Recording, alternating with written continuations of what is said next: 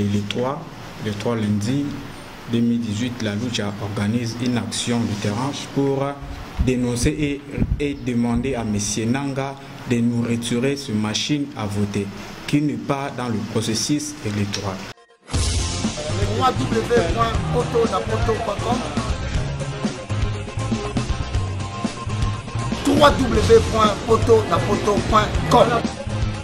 www.potonapoto, ça dit que toi na poto tokotika kaka na poto avec la mine d'ombre babi moto epela moto epela na poto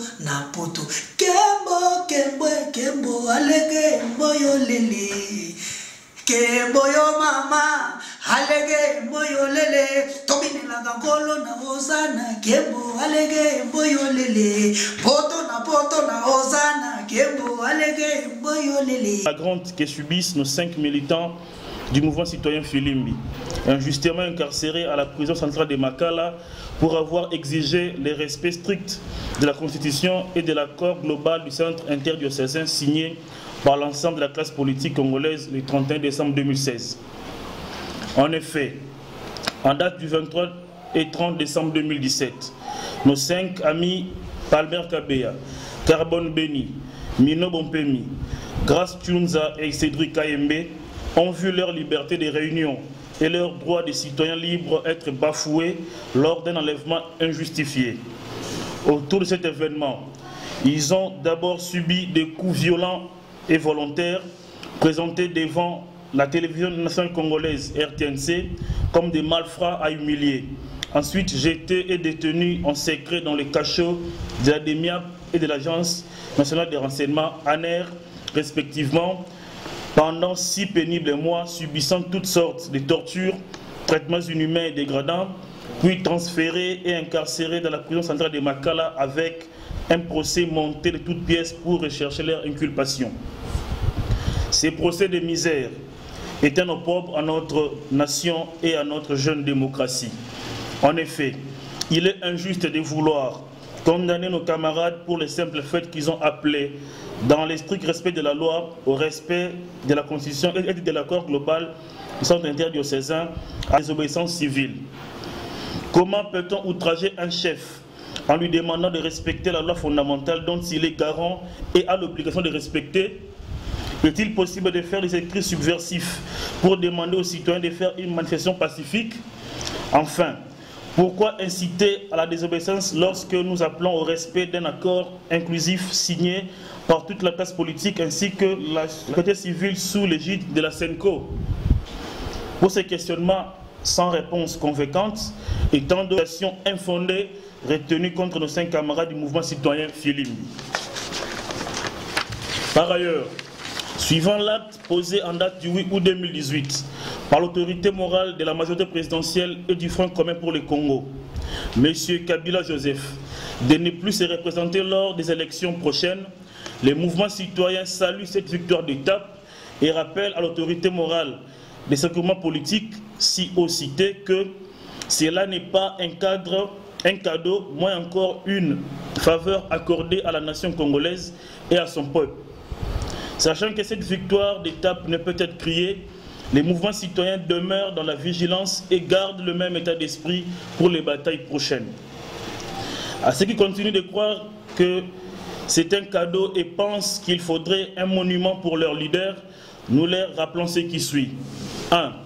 En principe, cette annonce aurait dû être faite au plus tard le 19 septembre 2016.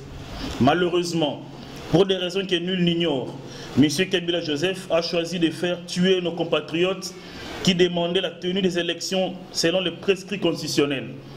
Pour ce seul mois de septembre 2016, nous avons enregistré plus ou moins 50 décès sans compter les blessés et les arrestations arbitraires.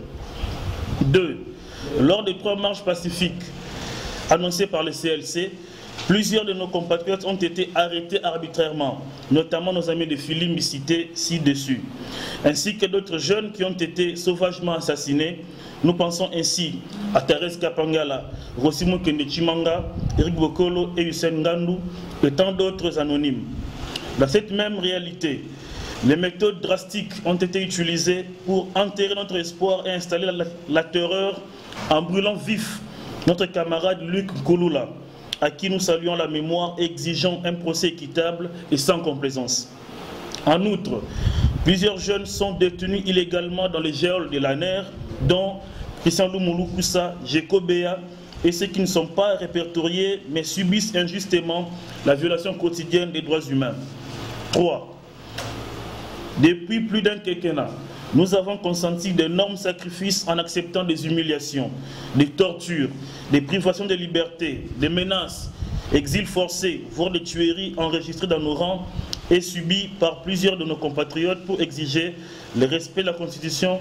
N'oublierons jamais. En définitive, pour l'intérêt de tous, de la construction de notre jeune démocratie et du respect de l'accord global du centre interdiocésain, la seule feuille de route qui régit la vie politique actuellement, nous appelons à la conscience des juges du tribunal de paix qui ont instruit l'affaire de nos frères de Filimbi et qui doivent rendre leur jugement dans les délais de la loi. Monsieur le juge, les 5 activistes des mouvements citoyens Filimbi ne méritent que d'être acquittés de toutes les charges qui pèsent sur eux. Et vous n'avez pas à répondre ni aux injonctions des autorités politiques, ni exaucer la volonté de l'Agence nationale de renseignement ANER, car tout le monde sait qu'ils n'ont fait que remplir leur devoir de citoyens reconnus par la Constitution. La CENI a déjà reçu toutes les listes de candidats à la présidentielle. Est-ce que votre mouvement doit toujours continuer à militer parce que l'essentiel c'était de faire respecter la Constitution. Elle a été respectée, le train des élections sont en marche. Est-ce que la lutte encore de ce mouvement citoyen a encore sa place actuellement? Les 5 activistes de Filimbi ont été arrêtés sur le tas. Ils répondaient à l'appel du CLC, du comité de coordination, pour exiger au président de la République de respecter la Constitution. Alors aujourd'hui, ma question est celle de savoir que fait le CLC à l'égard de tous ces activistes de Filimbi, dont vous jugez le procès est inéquitable. Monsieur Kabila, non du tout. Le combat de mouvement citoyen est lié au destin de la nation congolaise, au destin du peuple. Ce n'est pas lié à un individu. Et ce combat va demeurer, nous autres, on va passer en tant qu'individu. Ça, c'est la première mise au point. Deuxième mise au point, la Constitution a été violée depuis décembre 2016. C'était une violation permanente. Mais nous avons fait des concessions pour essayer de sauver le processus démocratique. À l'étape actuelle, vous dites que le président Kabila a respecté la Constitution. Nous pensons que ce processus électoral a été piégé depuis longtemps parce qu'à un moment donné, je vous rappelle que les mouvements citoyens ont milité et il y a des gens qui ont perdu leur liberté, qui ont été blessés parce que nous militions pour un processus électoral crédible et apaisé. À l'étape actuelle, nous considérons que nous ne sommes plus en mesure de croire en ce processus électoral. C'est ainsi que la plupart des mouvements citoyens ici présents ont carrément rejeté ce processus électoral et en ont appelé à une transition citoyenne pour assainir l'espace public afin d'avoir des élections libres, crédibles et inclusives dans un délai très proche.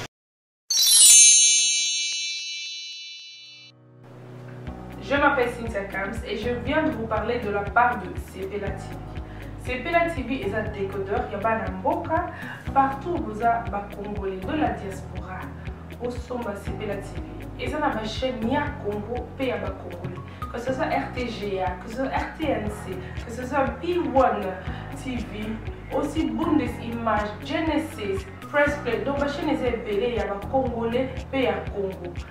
Batebele va bien du nord au sud, de l'est à l'ouest, va bien besoin sa promotion et à 115 livres et 6 mois d'abonnement gratuit. Donc Vandi, tu as vu la promotion, vous savez quoi, tellement de clientèle et puis souci à ces plats TV, ça va client là, on va bien non, donc la promotion à 115 livres et 6 mois d'abonnement gratuit. Cette fois-ci, juste pour vous dire que dans le stock, nous avons ébélité, mais ça sera limité, c'est vraiment limité.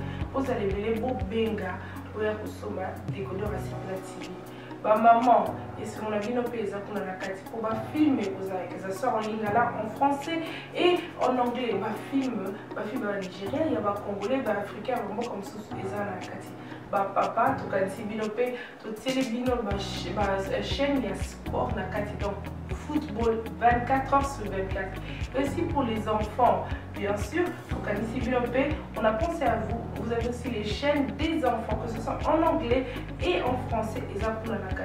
Donc, toute la famille de partout, n'importe quelle génération, et aussi gospel, évangile 24 heures sur 7. Pour la minute, mais contactez-nous dès aujourd'hui, dès maintenant. Quand on est besoin de un numéro, bottine de la biso, pas coordonner la bino, et puis biso peut bottine de la bino, Sepela TV. Donc qu'est-ce qu'on fait? Acheter Sepela TV. Notez que le CLC c'est un partenaire privilégié des mouvements citoyens parce que nous continuons à travailler ensemble depuis le début de ces activités jusqu'à aujourd'hui.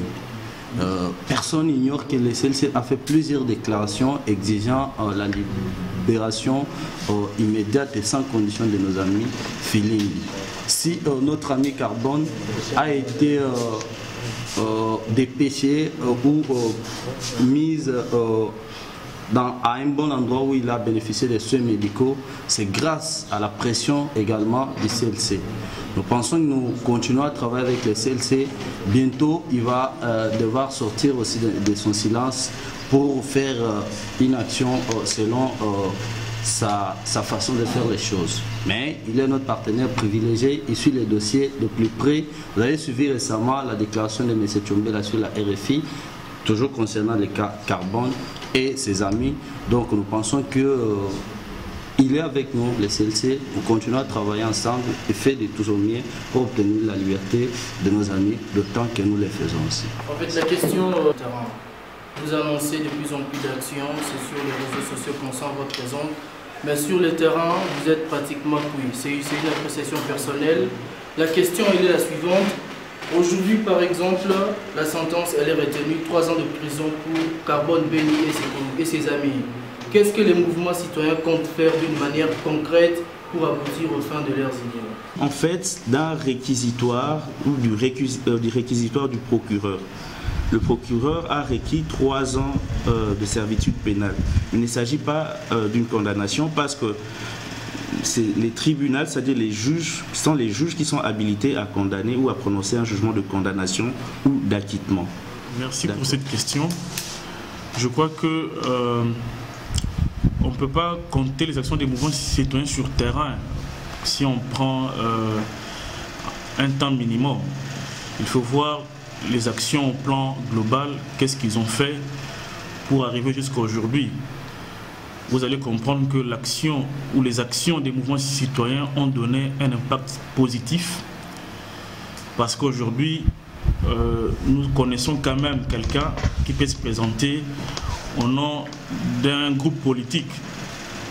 Pendant qu'il y a 2 mois, il y a 3 mois, on croyait tous qu'on aura quelqu'un qui va rester pour des temps indéfinis. Donc je crois que sur ces points-là, on peut carrément apprécier nos actions par rapport aux résultats. Aujourd'hui, on peut compter sur le mouvement citoyen pour hausser les tons et obtenir gain de cause. Ici, j'ai fait allusion au choix du candidat du FCC, qui est un choix subi. Ce n'est pas un choix de cœur, c'est une pression entre autres des mouvements citoyens pour obtenir cela. Et pour les actions prochaines, je crois que vous aurez sous peu nos calendriers d'action et puis vous allez comprendre quelle est la nouvelle trajectoire des mouvements citoyens par rapport à l'ensemble de l'actualité politique. Et les 3 lundis 2018, la Lucha organise une action de terrain, le marche pour dénoncer et demander à M. Nanga de nous retirer cette machine à voter qui n'est pas dans le processus électoral. Donc j'invite tous les Congolais de se présenter, les trois, d'être avec nous, de nous accompagner à la CENI. Merci. Balandi ya poto na poto TV boyebi na niveau ya diaspora chaîne ezaka moko epesa bino information solo lelo tokomona ba mouvement citoyen ba activiste Lucha il est temps Echa compte à rebours basangani lelo ko s'est prononcé par rapport à likambo ya Carbone Béni na 4 autres activistes ya Filimbi au ministère public et ça la réquisition il y a 3 ans il y a prison contre militants wana activistes il y a mouvement citoyen son atangi ça également éclaircissement sur l'élection sur respect accord il y a Saint-Sylvestre sur désignation il y a dauphin il y a chef de l'État sortant mais ça la on a le poteau alors comme baza à présent c'est l'absolu résumé nango na lingala mbote bienvenue na maso na biso alelo mbote mwana mboka pour se présenter na bana poto oui kombo nanga Chibanda Musasa naza militant ya mouvement citoyen Lucha oui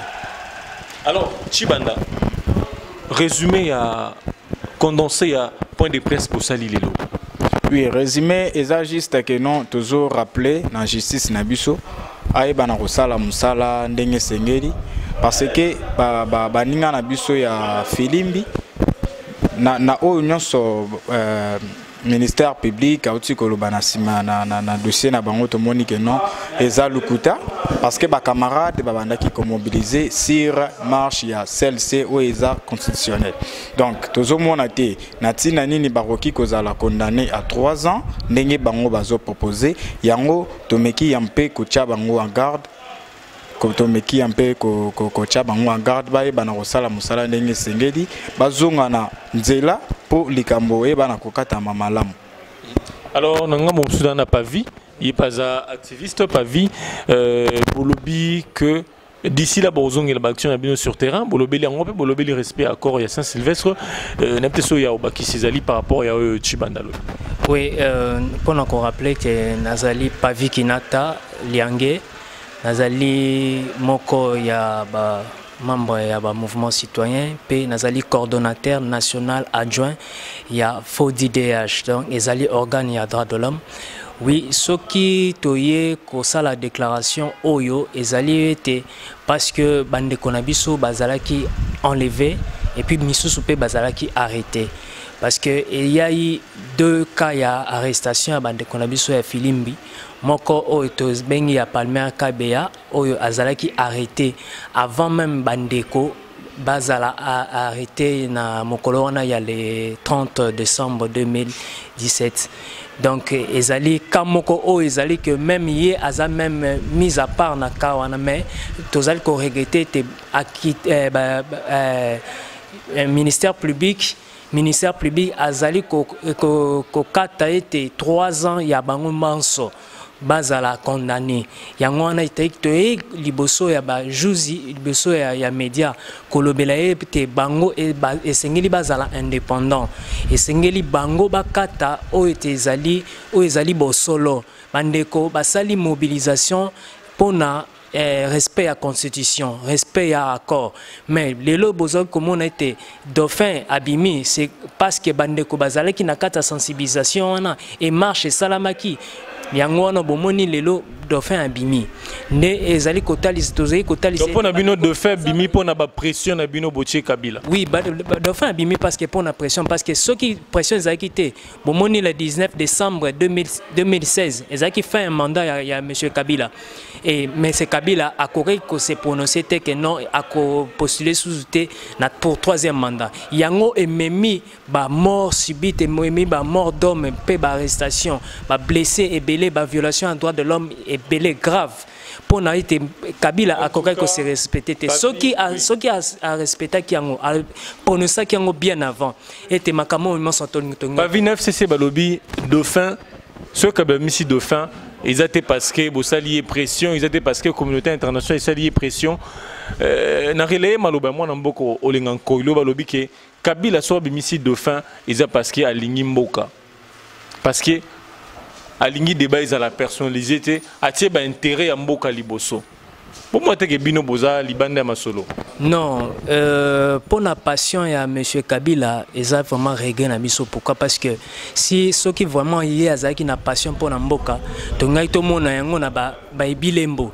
Kabila n'a rien fait et l'autre mon côté a tiré le kotonga. Ezaka kabeka a reconstruire o ebebaki nde azongisi yango anzela. Na kat na villa Kinshasa awa, ata boulevard mon côté atongi. Ata eloko moko o ya infrastructure mon côté tomoni. Ma bâtiment mon côté ya sika o ye atongi. Ma papa, immeuble intelligent. Lelo ba ministère rebelle ba romi na ba siège.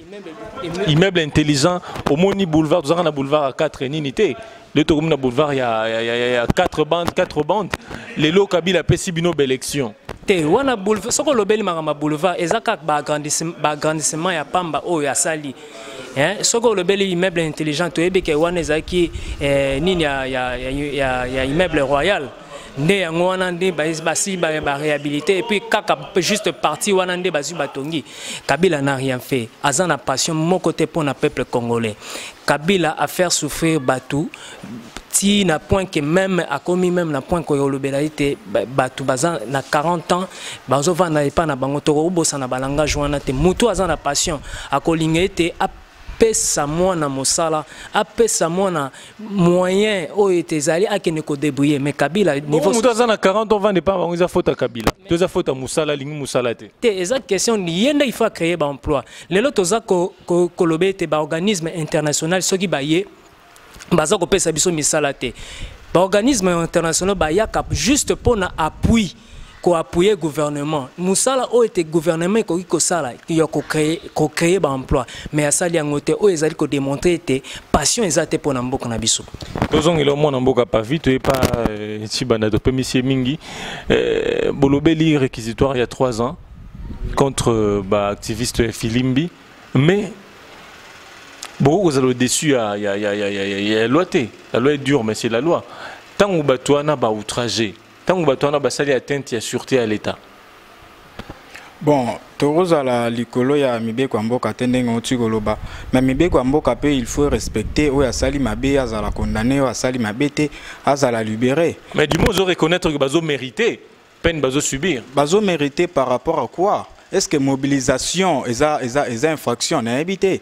N'habite ceux qui na mimbe kwa mboka balobi que non ko mobiliser peuple pour revendiquer aux droits na les infractions peut-être ceux qui ont infractions yebisanga sukona yeba que non na article tel balobi que non ceux qui ont ça la mobilisation pour peuple là ce soit en charge les infractions mais ko yebisanga awa bolingo renverser pouvoir par rapport à quoi ceux qui muta sengi patriote nzela revendiquer pendant que hôtel de ville est boy hôtel de ville mais est-ce que il faut que tous un régime il y a kosenga permission ou soit il y a ko informer tous un régime il y a ko informer et non il y a kosenga permission eza o ekobabi na mibe kwa mboka lobby biso to sala nini to informer bango bazwa acte c'est tout et non biso to senga bango permission est-ce que action marche il y a mouvement citoyen ou soit il y a parti politique ne bazobo ya bazo réprimer il y a bango moko poane ça les maraba répression za la raté soit donc c'est biso ça rappelle ba leader au ba marche biso mo to mona ba marchaka dernièrement ba otaki ko ça la marche soutien il y a Fretin na bango comment j'aime bien lui appeler Fretin ba otiki ko ça la marche ba répression za la quitté mais ceux qui za qui peut-être mouvement citoyen ou nga que mona ba arrestation ou nga que mona ba gaz wana ba bombela ka biso to ndenge nini ou soit mimbe ko wana ezaka ka pona biso pona bango te yango to sengi que non ba massa na biso ba camarade na biso ba collègue na biso ba sali elo. Mais tu sais les problèmes c'est quoi Tshibanda? Les problèmes c'est que bino sobani ko tambola bino bozo finga chef de l'état bien qu'il mandat n'a déjà expiré mais jusqu'à présent constitution il a qu'on reconnaître Gaza président de la République. Bon ce que lobi que non mouvement citoyen et tambola ke finga ka na okia ngomba la liboso pa na yo ceux qui ont une image mona soit contre à rebours lucha il est un mouvement moko oyo de jomona ba sala marche ba fingi yelanga vidéo wana na rondima marche na biso to sala kango pacifiquement toza non violent Donc jamais torobi mananzela to bana kofinga. Biso to so éduqué. Tous wana pona ko éduquer ba ba sala ka des autres. À aucun jour comme on a mouvement citoyen à organiser marche na mabanga jamais salema. Donc jamais. Siko lelo batwana bakanga magi parce que ba répondre qui n'appelle les CLC ba Jonas Chombela na ba Léonide Kandolo mais lelo bango bazotia bino poids comment?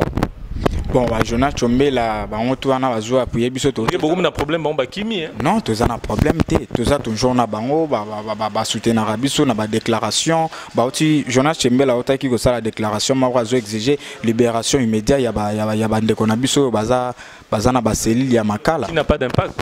Non, ça a de impact. Vous savez, na régime otoza okoki ko ça la déclaration et ko impact na moi ko mona na siko té parce que un to rozale étouffé. Mais avec le temps yo moko ko mona que non, baza batu.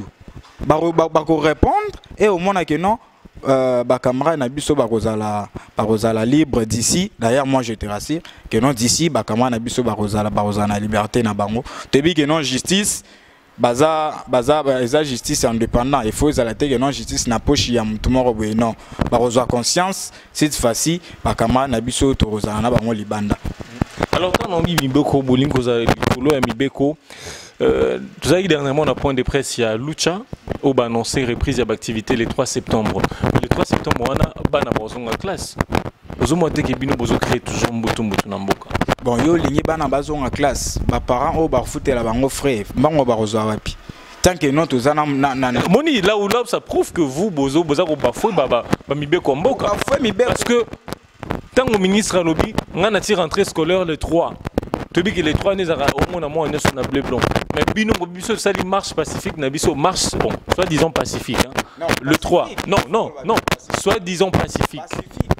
Pacifique. C'est pacifique mais ça aboutit toujours na ba gaz lacrymogène, tiré consort, gaz lacrymogène et ça biso tout kaka ou bien la police mutaboa kaka. Wananga non répondre à la question. Alors ma question est celle de savoir pourquoi Bolingi on a activité Nabino le 3 septembre pendant que le gouvernement est rentré scolaire le 3. Bon, biso toche date wana te pona ko déranger calendrier scolaire mais toche date wana vi ba stratégie na biso et senga kito to banda ba activité na biso le 3 comme ezapé premier lundi ya mois ya septembre yango to sepela ki na jour wana to banda ba activité na biso pona ko yebisa ndeko nanga na seni to tia bango en garde balongolela biso machine à tricher parce que yebisanga maman oyo atikala jamais ko ça la même appareil Android mozo tia na machine à voter a rosala nango nini to tiko mona mwana mboka Jean-Pierre Mbemba na seni po kaka a voter ezuye 6 minutes. Mais à l'ongoli kutu 6 minutes soit à checker à 3 minutes mais faut voir na jour combien de personnes ba voter na oyo ndeko nanga zolo bana oyo mwana mboka Mbemba zolo ba ezobala na te pona ko mona ke non machine à voter eza eloko moko kabilier na seni bache wana pona ko distraire biso alors biso to lingi to sala la bulletin de vote. Ce qui est élection, tu as une élection, na machine à voter. Donc, Bolingi n'a pas ponomité, donc Bolingi n'aura des ordres. Des ordres? Non, tu as ma ponomité. Tu as Bolingi des ordres, Bolingi ma ponomité. Yo ici na moi na ndeko Kabila liko na likolo mboka biso to roza élection o ngano to zozela. Tu yebi on a 2006 ouais salemaki. Tu yebi ouais salemaki na 2011. Yo ici lelo malgré a chef Fretin mais maboro na yeza simeza ton jour na sima processus to zo mona ngo. Et ton Azaro s'est préparé très bien pour la belle élection. Quand c'est préparé na moni préparation en côté na moni préparation t'étant déjà mutabi que non élection ko ça déjà triqué. Ata lali na yebi que non ko toyo musale ko salema. Tozongi na ngambo ya pavi mwana mboka Lucha lobike machine à voter. Bon, obenga ngo machine à tricher to yebi. Mais machine à voter neza réponse. Corneille n'a pas sa réponse à ma préoccupation. Nabino bosenga ma ponomie dans les délais à élibino machine à voter. Bobalouki li sousou et comme élection aux ala triquer bino mo élection aux ala té finalement. Oui, machine à voter bandeko ya Lucha bazan a raison parce que eza droit ya peuple, droit ya citoyen ya ko voter mais oyo ezaki prévu la loi électorale oyo ezaki prévu na calendrier électoral lui il a lobby que a ko respecter calendrier électoral et c'est ngel peut ko respecter pe loi électorale parce que tozan na processus ya élection et sengeli o etezali oyo prévoir qui tant bobandaki kolancer te tozo banda maponami bo prévoir qui vote ya machine à voter te yango anande bande kwa lusha bazali kolobe te machine à voter baboyi biso pe population biso pe peuple ba défenseur des droits de l'homme tozo ko défendre oyo ba citoyen pe ba congolais peuple bazali koloba ba lingi yango te ba opposition ba lingi yango te c'est normal. Et le commentaire par rapport à une validation et à la candidature et à l'opposant. Par rapport à une validation et à l'opposant, en tout cas, vraiment, tous les communes injustice, ils allaient toujours qu'au salement à niveau il y a opposition. Parce que kaka peine oyo, kaka invalidation oyo il y a Jean-Pierre Bemba, tout le monde y mettre Kilolo, il y a pas quand il y a subordination à témoin.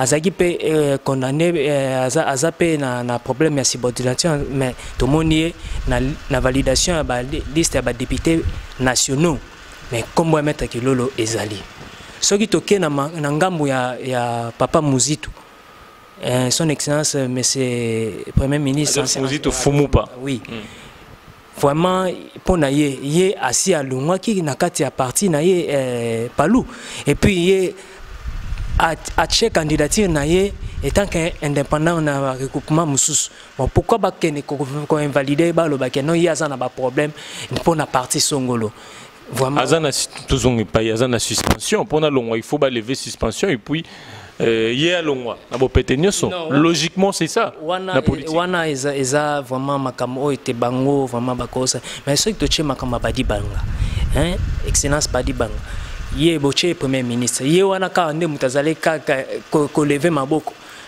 qui sont pour mais aux étrangers c'est la loi c'est la loi mais comment baba reconnaître qui est ba yeba ka za imoroté bana mboka za imoroté bomoni ba Henriette Ouamou bomoni ba zebele yeba ka mutu un congolais na certificat national ce qui mutu azana certificat national ce qui est truqué non il y a la truqué nini parce que bazo zwangu kaka na sina ba mairie na biso na ba commune bazo zwangu kuna mais commune déjà ce qui a pessi mutu déjà certificat national il mérite d'être congolais il est congolais ba ko invalider monsieur Badi Bangate vraiment toche bande kumususu ba Henriette Ouamou nyoso wana tout pona azana ngambo ya Félix Tshisekedi Chilombo yango bokoyi donc pour namine bomona seigneur zo tranché par rapport à ba sentiment ba affinité non c'est ni wana ngai ko to kopona ngai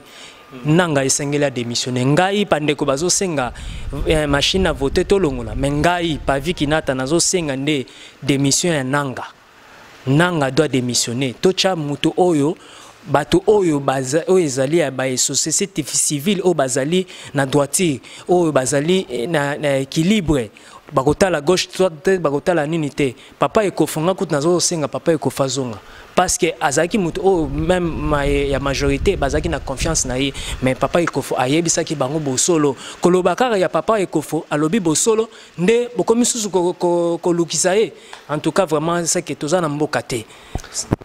Oui, merci beaucoup Bana Poto na Poto TV Tokomi na Souka Maso na biso lelo un dernier mot par rapport à la discussion. Oui, le bananga ya Souka ezara nazo senga bana tu ya mboka Congo.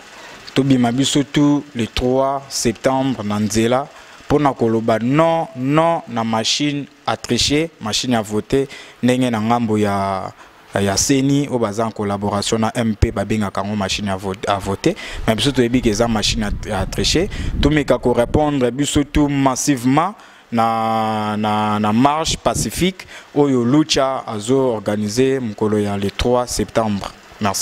Merci beaucoup Pavi Liloba Souka par rapport à l'entretien na biso. Liloba nanga ya Souka naza ko senga kaka na peuple congolais et beaucoup plus pour bande konabiso ya Filimbi et peko senga na bajuzi et batanga article 144 ya constitution na biso et le pouvoir judiciaire est indépendant du pouvoir législatif et du pouvoir exécutif. donc tozo senga indépendance ya bandeko na biso ba quitter bandeko na biso to mona bandeko na biso tozongela masolo na biso ya terrain parce que ezali droit ya peuple congolais soki tozali ko sala musala oyo ezali te poto bana na biso ba vivre susu na souffrance te oyo lobi maître Rossi Mukendi Chimanga, le peuple gagne toujours, le peuple gagne toujours, le peuple gagne toujours. Merci beaucoup Pavi Afodid, merci na Balandinha sur Poto na Poto TV, merci na Yemoko Lamine, hein, Likolo Sommet, merci également à Steve derrière la caméra, mon réalisateur également. Merci à tout le monde, donc Tokutani Namiko les Alikoya. www.potonapoto.com